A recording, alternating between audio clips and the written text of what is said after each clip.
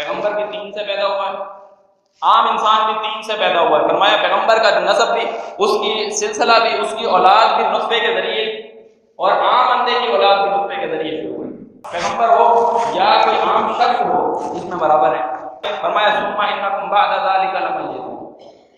पैगंबर हो, कोई नबी हो या गैर नबी हो, फरमाया सुम्मा इन्नकुम बअद ज़ालिका लमय्यतून।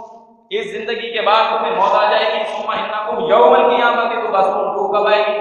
क़यामत के दिन तुम्हें दोबारा जिंदा किया जाएगा। कोई नबी हो या गैर नबी हो, सारे इसमें शामिल हैं। तीन से मुराद कोई बंदा आम बंदा मुराद न ले, इसमें अंबिया भी शामिल हैं, इसके अंदर औलिया भी शामिल हैं, सिद्दीकीन भी इसमें शामिल हैं, सलहा भी इसमें शामिल हैं, शुहदा भी इसमें शामिल है। सुम्मा इन्नकुम बअद ज़ालिका लमय्यतून में, सुम्मा इन्नकुम यौमल क़ियामति तुबअसून में हर एक बंदा शामिल है। रूह कब आएगी?